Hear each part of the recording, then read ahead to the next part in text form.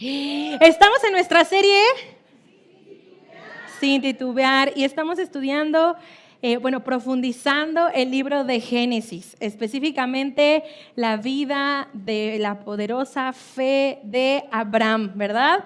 Y hemos estado viendo quién es Abraham, de dónde viene, su familia, a dónde va y por supuesto sus encuentros con el Señor. Y la semana pasada con Pastor Bob nos quedamos en que el Señor había dado una victoria y para rescatar a Lot y para rescatar sus pertenencias, ¿verdad? Todos se acuerdan, todos escucharon la predicación, todos estamos al día, ¿verdad que sí? Y hoy vamos a continuar con los capítulos 14 y 15, pero antes quiero preguntar, ¿a quién le gustan las bodas?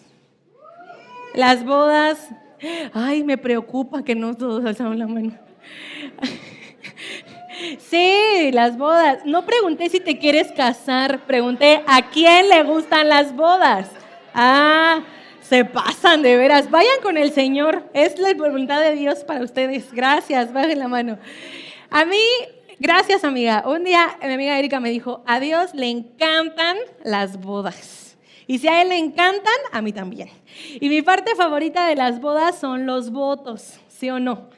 Se llora padrísimo en los votos. Hay ese momento en donde los novios se miran fijamente y se prometen tantas cosas tan hermosas desde el principio. Y hace unos años fui a una de las bodas más preciosas a las que he ido de mis amigos Pau y Andy, ahí atrás. Y bueno, yo lloré desde que vi a Paola vestida de novia, ¿verdad? No me esperé a los votos.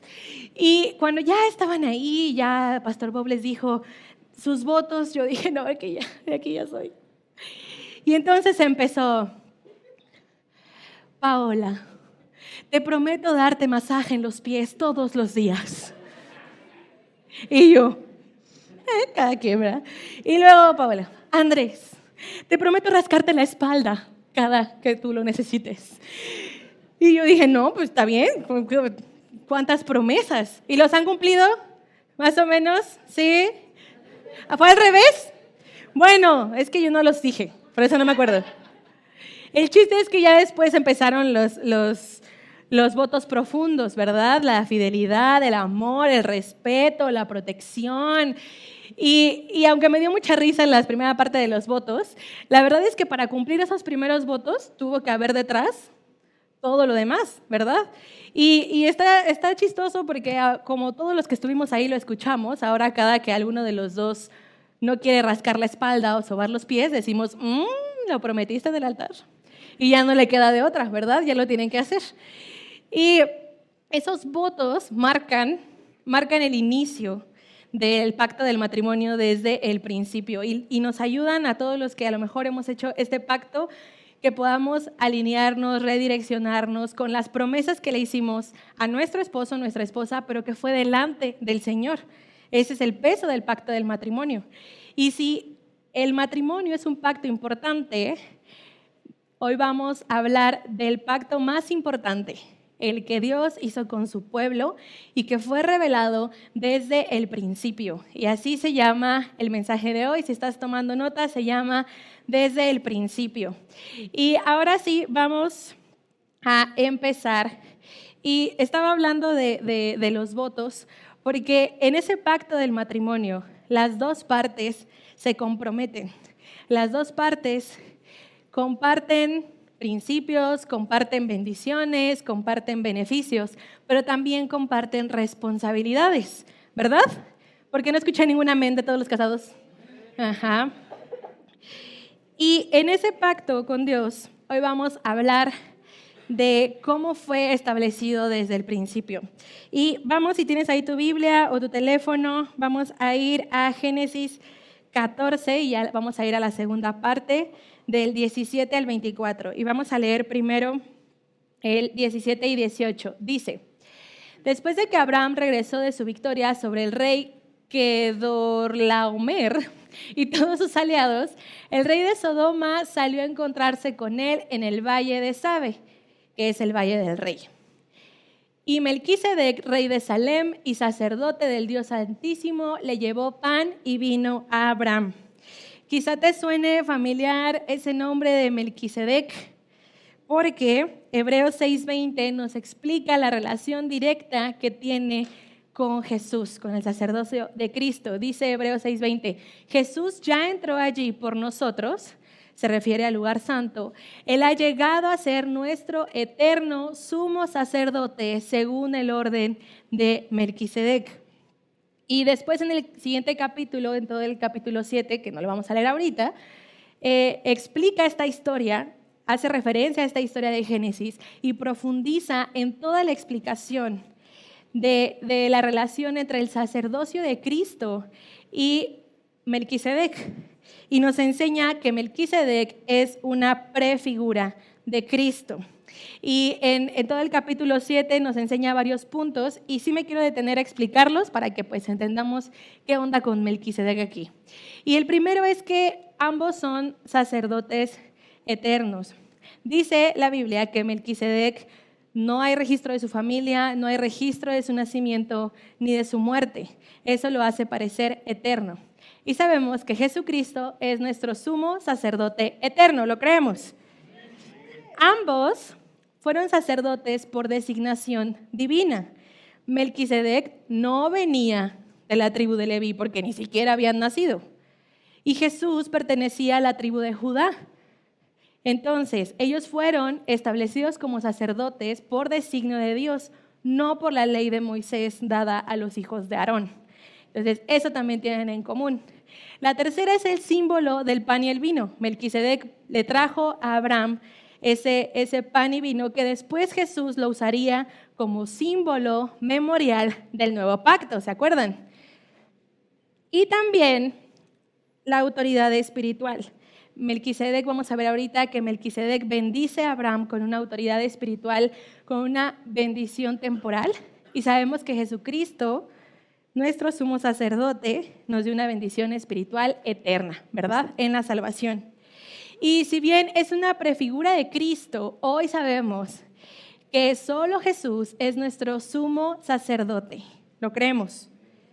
No es un episodio aislado, es una revelación temprana desde el principio de lo que Dios iba a hacer, que Él iba a proveer un sumo sacerdote eterno y perfecto en la persona de Jesucristo. Vamos a ver qué sigue la historia. Dice, Melquisedec bendijo a Abraham con la siguiente bendición. Bendito sea Abraham por Dios Altísimo, creador de los cielos y la tierra. Y bendito sea Dios Altísimo que derrotó a tus enemigos por ti. Luego Abraham dio a Melquisedec una 10ª parte de todos los bienes que había recuperado. Melquisedec bendice a Abraham mostrando su autoridad espiritual, siendo un sacerdote que según la Biblia dice del Dios Altísimo. Y esta bendición ministra a Abraham. Y hay que recordar que Abraham todavía no había sido circuncidado, todavía no había sido revelada la ley para él, ni siquiera se había cambiado el nombre, seguía siendo Abraham. Y Abraham en respuesta a esa bendición entrega, dice ahí, el diezmo, ¿verdad? No usa esa palabra, pero dice que entregó la 10ª parte de todo. Y esto es importante porque el diezmo aquí ocurre otra vez antes de la ley de Moisés. Y señala un principio espiritual de cómo Abraham está reconociendo que tanto su victoria como todas las riquezas provienen de Dios. Y por eso lo entrega a Melquisedec, reconociéndolo como un representante de Dios mismo. En los siguientes versículos vamos a ver que el rey de Sodoma regresa y le dice, devuélveme a la gente y quédate con las riquezas. Sin embargo, Abraham le contestó, yo he jurado al Dios Altísimo, creador del cielo y de la tierra, que no voy a aceptar nada de lo que es tuyo. No tomaré ni un hilo ni la correa de una sandalia, para que nunca digas que tú me hiciste rico. Mientras que Melquisedec representaba al Señor y representaba la provisión de Dios, el rey está queriéndole ofrecer riquezas a Abraham. Pero la respuesta de Abraham otra vez nos apunta a su fe. ¿Hubiera sido fácil tomar esas riquezas? Pero Abraham permanece fiel al juramento que había hecho porque él no quería que nada empañara la gloria de Dios. Su fe estaba puesta en que su provisión no estaba en esas riquezas que les podía dar, sino que era una provisión divina. Y lo demostró a través de su diezmo. Y la palabra de Dios nos está enseñando este principio espiritual de diezmar. Ya nos habló un poquito Maya, ¿verdad? Ahorita en los anuncios. Y todos se quedan callados cuando suena esa palabra. Pero la verdad es que es un principio espiritual que, según lo que estamos leyendo hoy, existía antes de la ley y nos fue dada para nuestro bien. Esa es la verdad. Nos fue dada para protegernos. ¿De qué? De pensar que nuestra estabilidad y nuestras riquezas vienen de nosotros mismos o de otros. Nos está protegiendo de caer en egoísmo, en el amor al dinero. Nos protege y es para nuestro bien. Esa es una de las partes. Pero también lo hacemos en honra al Señor, creyendo que Él es el que provee todo lo que necesitamos. Y también lo hacemos en fe, porque al dar estamos diciéndole a Dios con una acción: yo dependo totalmente de ti, no de mi trabajo, no de mi fuente de ingresos, dependo de ti. Y yo sé que aquí hay muchos testimonios que pueden decir amén a que su provisión viene totalmente del Señor. Y ¿saben qué? No solo se queda ahí. Esta bendición tan hermosa y eterna se extiende. Porque cada que tú y yo decidimos ser obedientes y honrar a Dios con nuestro diezmo, bendecimos a otros. Porque esta es una inversión para su reino. Es una inversión para lo eterno. Y te puedo decir que si hoy estamos aquí compartiendo un lugar en la familia de fe, viviendo en salvación, claro que es gracias a Dios, pero también es porque el Señor usó el 10% de alguien. Para Equiper Ciudad de México, el Señor hace muchos años empezó con un diezmo en una pequeña granja a miles de kilómetros.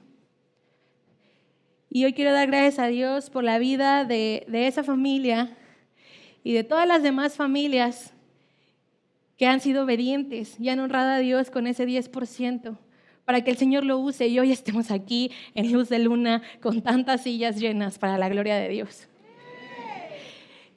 Porque, amigos, diezmar es mucho más que el 10%, mucho más. Y por eso quiero animarte a que la próxima vez que des tu diezmo, que des tus primicias, que des tus ofrendas, pensemos que lo que estamos dando en fe, en obediencia, en generosidad, es mucho más que el 10%. Es una inversión eterna que sobrepasa nuestro entendimiento y que es usada por Dios para bendecir a otros también. Ay, amén. Gracias, porque no sonaba ningún amén y yo me preocupé. Mira lo que Dios le dice a Abraham después de que lo ve entregar todo. Le dice que Dios se apareció en una visión a Abraham y le dijo: Abraham, no tengas miedo, yo soy quien te protege, voy a darte muchas riquezas. Y Abraham demostró su fe, demostró su confianza en el Señor y ahora va a entrar en un lugar mucho más profundo de su relación con Dios. Porque aunque Abraham tenía riquezas y había recibido la bendición temporal de Melquisedec, le faltaba algo. ¿Qué le faltaba? Lo estudiamos en la primera parte de la serie. La promesa del heredero, ¿verdad? Eso le faltaba. Y lo que viene a continuación en capítulo 15 es una conversación muy honesta con Abraham y con Dios de esto que le hacía falta. Porque dice, Abraham le contesta: Dios y Rey mío, ¿y para qué me vas a dar riquezas si no tengo hijos? Cuando me muera, ese extranjero que tengo por esclavo va a quedarse con todo lo que es mío. Pero Dios le aseguró: tu heredero será un hijo tuyo y no tu esclavo Eliezer. Luego lo llevó afuera y le dijo: mira el cielo y sus muchas estrellas. ¿Verdad que no puedes contarlas? Tampoco será posible contar a todos tus descendientes. Dios está reiterando su promesa a Abraham. Y todos sabemos qué sigue después, cuando Abraham escucha estas palabras. Abraham creyó. Dice la Biblia en el siguiente versículo, Abraham confió en la promesa de Dios y por eso Dios lo aceptó y le dijo, yo soy tu Dios y tú eres mío porque confías en mí. Yo te saqué de Ur de los Caldeos para entregarte esta tierra. El acto de fe de Abraham es considerado por Dios como una justificación. Y ese es un principio de doctrina bíblica que es la base. Tú has escuchado la justificación por fe, ¿verdad? Porque ahora nosotros también hemos sido justificados por creer en Jesucristo. Y lo dice Pablo en Gálatas 3:8. Es más, las Escrituras previeron este tiempo en el que Dios haría justos a sus ojos a los gentiles por causa de su. Dios anunció esa buena noticia a Abraham hace tiempo cuando le dijo, todas las naciones serán bendecidas por medio de ti. Una vez más, el Señor renueva su promesa, Abraham la cree y por esa fe es justificado delante del Señor y al Señor le agrada. Pero ahí no termina la conversación, pudimos haber dicho, ay, qué bueno, Abraham se fue con su promesa a su casa. No, Abraham hizo otra pregunta. Le dijo, ¿cómo puedo estar seguro de que me lo darás? ¡Qué fuerte! Y la respuesta del Señor es impresionante, porque Dios no le debe explicaciones a nadie. No tendría por qué explicarle cómo, o si sí o si no. Él es el Señor. Pero en su amor de Padre, justo y bondadoso, le dice lo siguiente. Bueno, lo voy a resumir porque está muy largo, pero le da unas instrucciones para hacer un ritual de sacrificio. Y le dice, vas a partir, y le da una lista de animales, a estos animales a la mitad. Y vas a poner una parte enfrente de la otra para hacer un pasillo. Y ahí los vas a dejar. Está bien rarísimo, ¿verdad? Pero es que déjame contarte. Este rito era muy usado en las culturas antiguas y significaba que las dos partes que estaban haciendo el pacto estaban comprometidas y estaban literalmente haciendo un pacto de pena de muerte. Cuando ya estaba todo listo, las dos partes caminaban en medio de los animales partidos, como diciendo, si yo no cumplo lo que acabo de decir, que me pase eso. Eso significaba pasar por ahí. Entonces dice la Biblia que Abraham termina lo que el Señor le dijo, instrucciones, está ya todo listo, pero el Señor no deja que Abraham pase por en medio. Dice la Biblia que el Señor pone a Abraham en un profundo sueño. Y en ese sueño, Abraham ve a la presencia de Dios en un símbolo de una antorcha encendida. Y esa antorcha encendida pasa en medio del pacto, en medio de las dos partes. ¿Y te acuerdas que las dos partes tenían que pasar? Solo el Señor pasó por ahí en medio. Porque Él estaba diciendo con esa acción que el cumplimiento del pacto dependía únicamente de Él. No de la fidelidad de Abraham, no de sus capacidades, no de lo que podía o no hacer. Ese pacto iba a ser cumplido únicamente por la fidelidad de Dios. Y me parece impresionante cómo este pacto de Génesis 15 es muy claro que es un anticipo al nuevo pacto del que tú y yo somos partícipes. Para empezar, la promesa del heredero, ¿quién es? ¿Quién la cumplió? Jesucristo. Y todos aquí somos descendientes de Abraham por fe.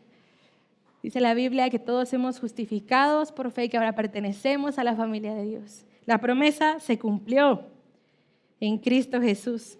Y podemos ver paralelismos del pacto que hizo Dios con Abraham al nuevo pacto. ¿Me acompañan a verlos? Vamos. El primero es que es un pacto de gracia. no de obras. Con Abraham, Dios establece un pacto basado en su propia fidelidad, no en las obras de Abraham. Abraham cree y es considerado justo.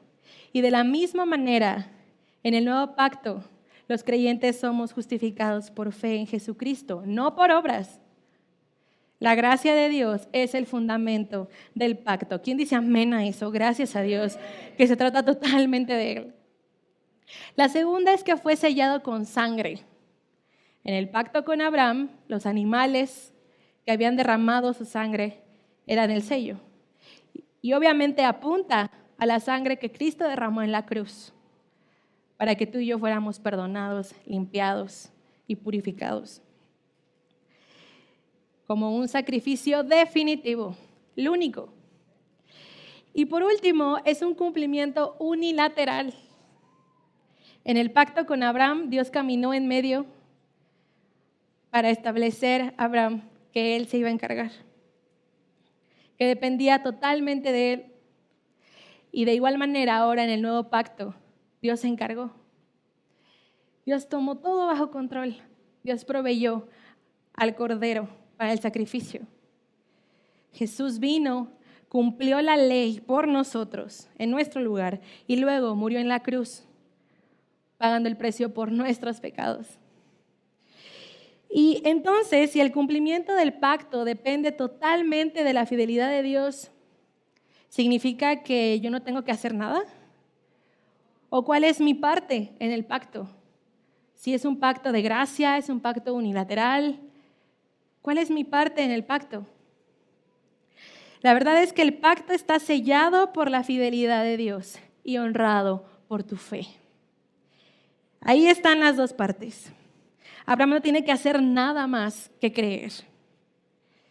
Nuestra parte no es cumplir la ley o los requisitos del pacto por nuestras propias fuerzas, sino creer que el Hijo de Dios ya lo hizo por nosotros. Jesús lo dijo: la única obra que Dios quiere que hagan es que crean en quien Él ha enviado. Esa es nuestra parte. Abraham demuestra una fe firme, confianza en Dios, pero lo demostró primero al darle lo que tiene en el presente y después confiando en que el Señor va a proveer en el futuro. Dios honra esa fe y lo bendice, primero con la victoria y después con este pacto, porque Dios siempre cumple sus promesas. Y este pacto es un ejemplo perfecto de la fidelidad de Dios. Abraham fue llamado a creer. Tú también, yo también. Somos llamados a confiar en que la obra ya fue consumada por Jesús, el mediador del pacto eterno. Entonces, mi parte del pacto es honrarlo a Él a través de mi fe, como un recordatorio vivo de su amor y su fidelidad. Esa fe que dice su palabra que está viva con obras y que se muestra en nuestra manera de vivir. Y déjame terminar con esto que el Señor me reveló recientemente. En el Antiguo Testamento, Dios mandó a los sacerdotes a usar sal para sazonar las ofrendas de grano con un propósito. Mira, dice, sazona con sal todas tus ofrendas de grano. ¿Para qué? Acordarse del pacto eterno con Dios. Porque la sal era un símbolo en los pactos. La sal era un símbolo de permanencia, porque era un mineral puro y también era símbolo de fidelidad. Y la sal era un preservante natural. Así que cada que alguien usaba la sal para un pacto, estaba diciendo que ese pacto era inquebrantable y que era eterno. Por eso Dios usa este símbolo para para alumbrarnos, para alinearnos, para enseñarnos que así es su amor, así es su pacto, inquebrantable y eterno. Pero bueno, ahora nosotros en el nuevo pacto ya no hacemos esas ofrendas, que sazonar. Pero Jesucristo, nuestro sumo sacerdote, nos dijo lo siguiente: ustedes son la sal de la tierra. Ustedes son la sal de la tierra. A ver, voltea a alguien y dile, tú eres la sal de la tierra. Díselo, de un lado, del otro, atrás. Y si seguimos con la simbología de la sal, ahora nosotros podemos ser usados como un recordatorio de la fidelidad de Dios, como un recordatorio del amor de Dios, del pacto eterno de Dios con su pueblo. La sal era símbolo de permanencia. Nosotros estamos llamados a permanecer íntegros, santos y en la verdad en un mundo corrupto. Permanecer.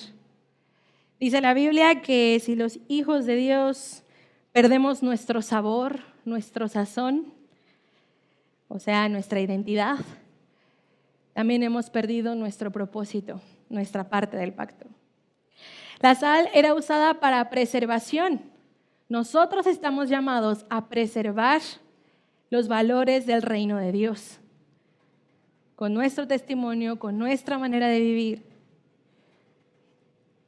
con nuestra influencia. Y también la sal, al ser un mineral puro, quedamos que era un símbolo de fidelidad.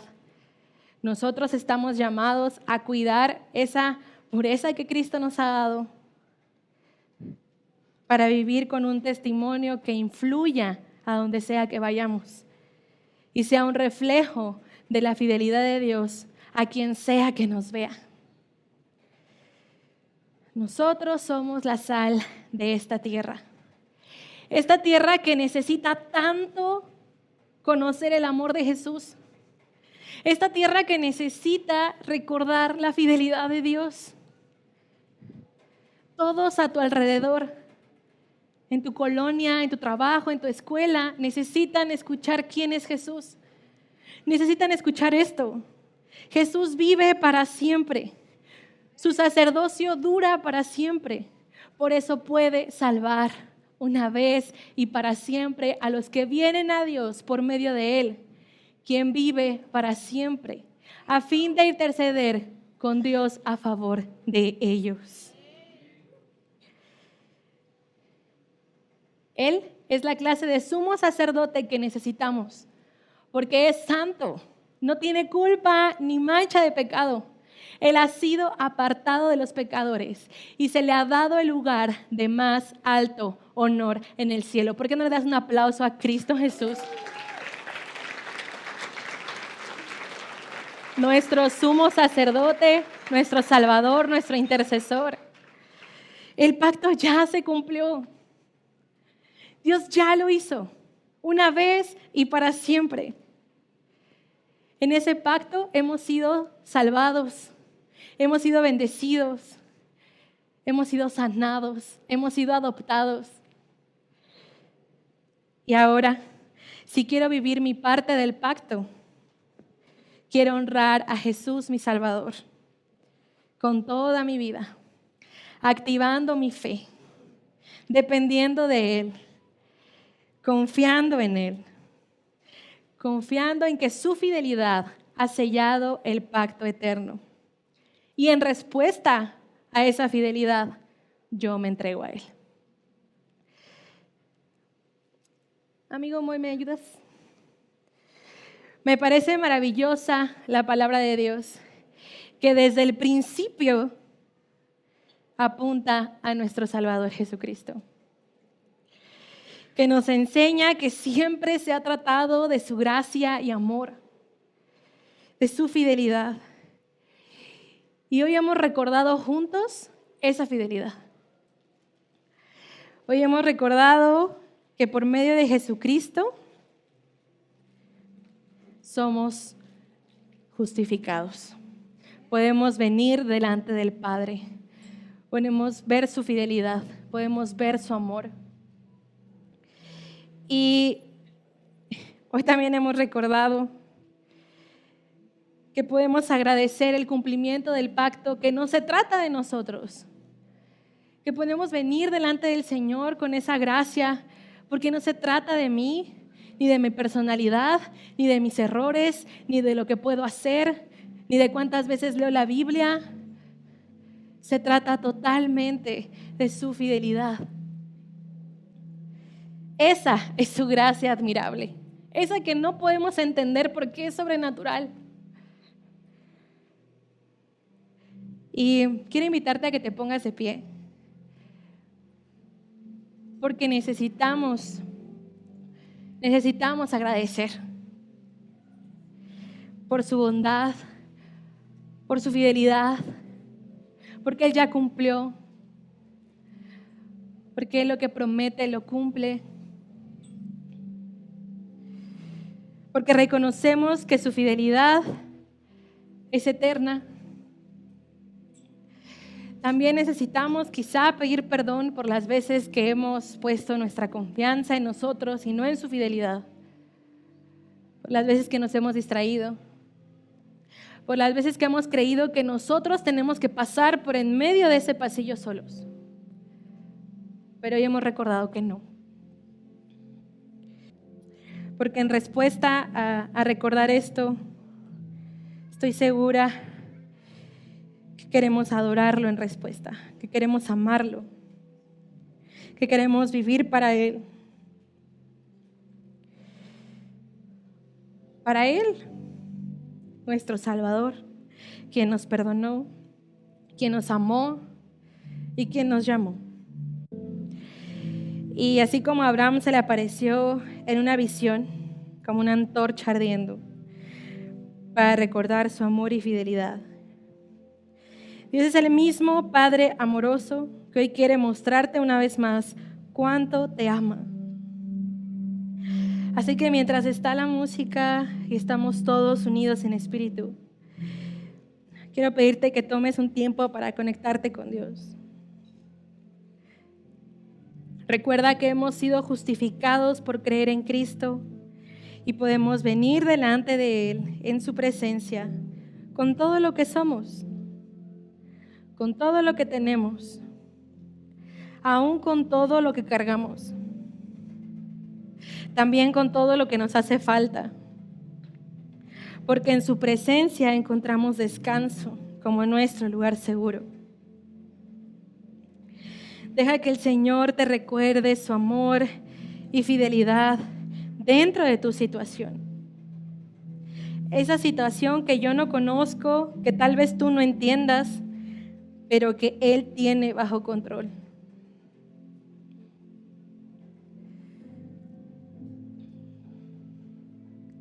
Gracias, Señor. Gracias porque una y otra vez te hemos visto obrar con fidelidad. No nos alcanzan las palabras o las canciones para contar toda tu bondad. Pero en respuesta queremos entregarnos totalmente a ti, Señor, sin reservas. Hoy queremos, Señor, ser honestos, tener esa conversación honesta contigo, Padre. Y pedirte perdón, Señor. Perdónanos, Padre.